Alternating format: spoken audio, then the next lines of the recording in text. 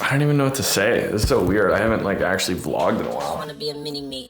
Friend of me, any me. All these niggas just wanna be a mini me. All these niggas. Today I kind of want to vlog. I want to do that. And I just want to kind of show what's going on in my life in a more personal way. Like I wanted to make a video on where I get my music streaming. But I thought it might be like a bit more personal if I just do that through a vlog and see kind of how that goes without having to put so much effort into trying to make everything look good, because I keep doing that and it's not coming out the way that I want it to, because this office just isn't set up yet. As you can see, it's a mess. And my office in there isn't set up yet, as you can see, because it's not set up.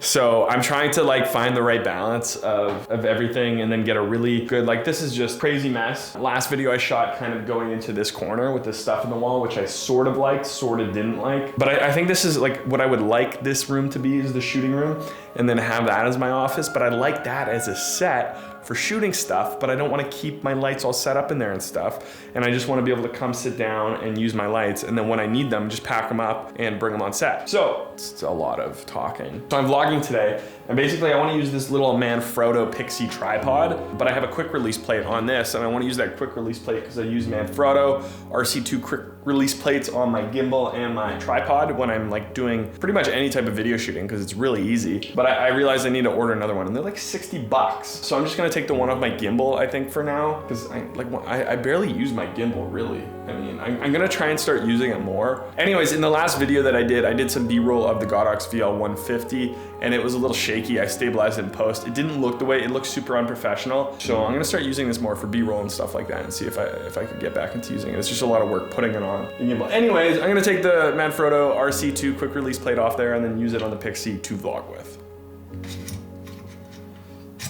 I really like this Manfrotto Pixie for vlogging. It's not the best thing ever, but Manfrotto makes really good tripods, and this one's just compact. It's like, makes it an easy-ish process compared to the Jobies. I hated the Jobies after a while because they would just always break. This isn't broke yet, so this auto white balance is so off. Is it not, or is this my head, my imagination? This is kind of what that setup looks like. I'm using the A7R2, the Rode video mic and TG, I think is what that is. And then the quick release plate. So basically what this allows me to do is just, and then put that back on.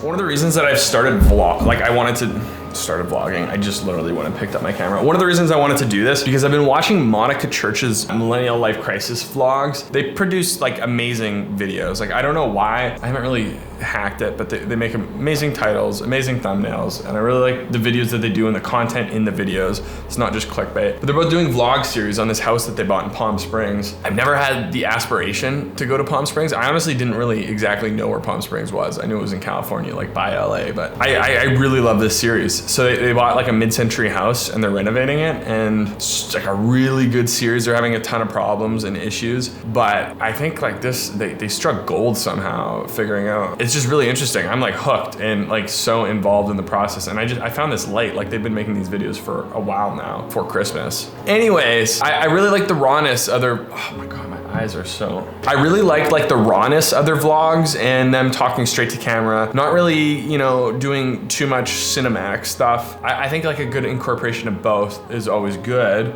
but they're just telling the story. It's just raw, and I really like that. So yeah. So my morning routine, and sorry, it's gonna get really dark here for a second. Let's see if this gives me enough light.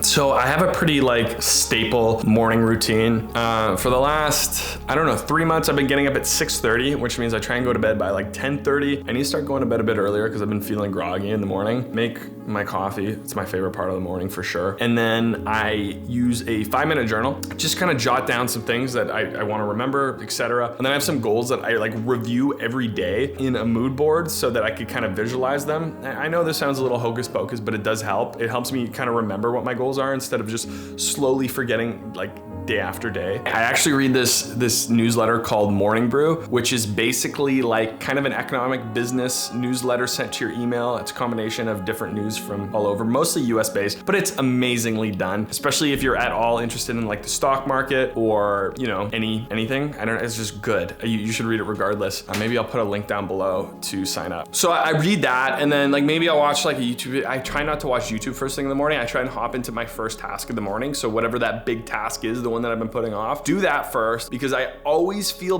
better once I get that done. I'm gonna start that right now, which is like, I gotta do pre-production for a project. It's an editing video, the one that I said. That'll be interesting because it's an online event, so I'm using Zoom calls, WebEx calls, and editing those together in an interesting way to show the event, because it's usually in person and here it's online. I had to animate the logo already. I gotta find music, and then I wanna find some inspiration to kind of create the theme for the video. I want it to be good. I'm overdoing this, but I want it to be good. And then I gotta to create a proposal. But yeah, I'm gonna get my day started, and then we'll talk about music licensing in a little bit.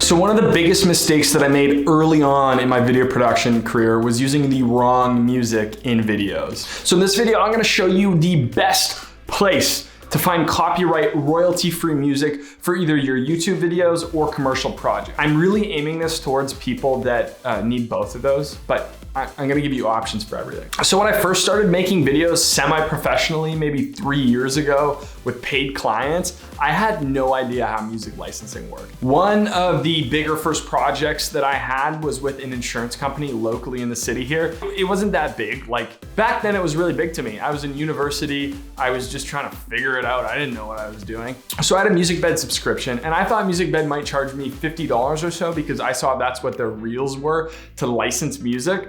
To license it out for this client. So that's what I put on the quote on the invoice when I sent it to him. Little did I really realize this was a big insurance company and they had quite a few employees. I forget exactly how many, but enough to make the song worth about, I don't remember exactly how much it was. I think it was like $399 or something like that. A crazy amount of money compared to what I was charging for the video. I think I was only charging a bit more than that for the video. So I learned really quickly that I had to figure out exactly what I was gonna do for music licensing. Now, I think after that, I was still in university. I was doing a couple freelance projects here and there, mostly videos for myself and stuff. So I didn't really have that much work, but I pretty much went through all the options that there are available out of the big three and kind of came to one of them to pick for what I use now today in my YouTube and production company. So if you're interested, I'm gonna tell you how not to make this major mistake and what I've learned over the last 3 years. So the big three, like I said, we have Epidemic Sounds, Musicbed, and Artlist. Those are the three that a lot of people are familiar with and the three that I've all used. Now I've had content subscriptions on Epidemic Sounds and Musicbed, and I own Artlist full outright because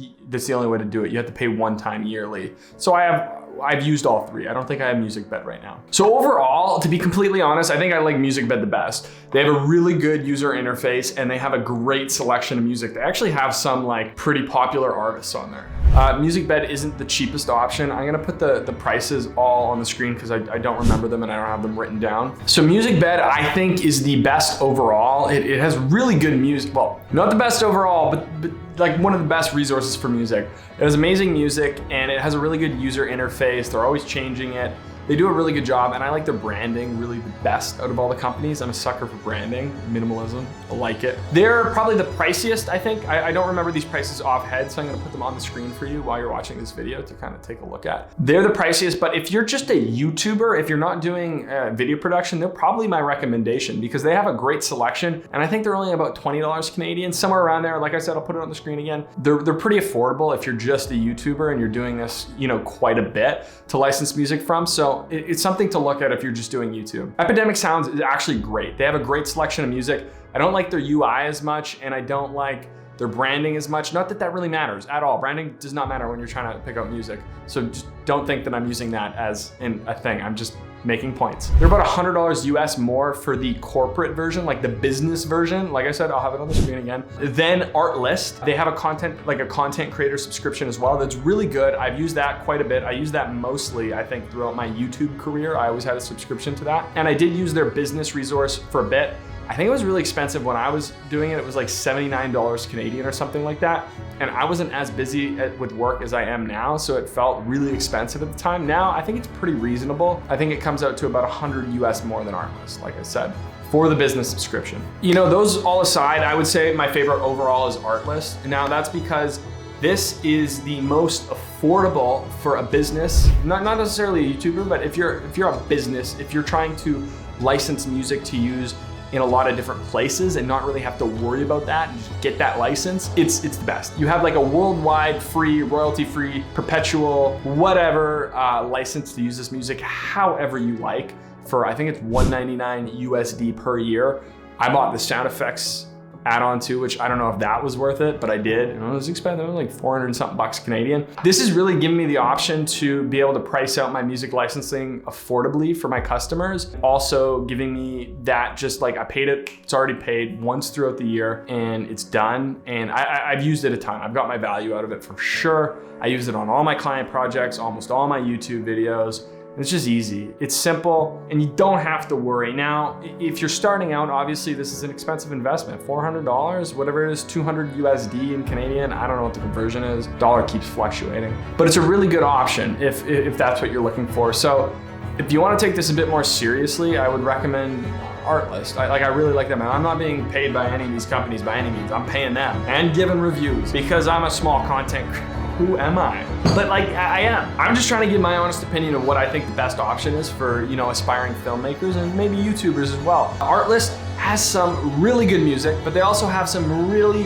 shitty music. Like some of it is, actually, no, they don't. Artlist has really good music, but it doesn't have everything that I would like. And sometimes it takes quite a while to find a song. Sometimes I'll find a song and I'm like, boom, that's the song. Sometimes I like just can't find a song for a video. That happens. Overall, it's been a really good choice. So I just wanted to share that knowledge. I hope this was knowledgeable. I know I'm just like, numbers, I don't have them, but I'll put them on the screen. So hopefully when I edit this, it makes sense. So yeah, Artlist. Okay, so I'm gonna cut this video off here. I'm kind of tired. I just went for a walk and I went to finish this up and I realized I didn't even get to the whole point of the video throughout the day. I got so sidetracked with work and just trying to get stuff done. And I felt like yesterday I was so like on it and I got everything I wanted to do done. And today I just felt not on it for whatever reason. It's weird that you have days like that sometimes, but overall it's been really good. So thanks anyways for watching the video. I hope you guys really enjoyed it. If you found any value in this content, I'm gonna be posting a video every Monday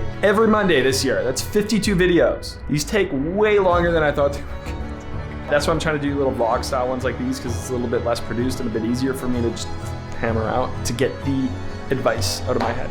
So thanks for watching. We'll see you in the next one. Peace.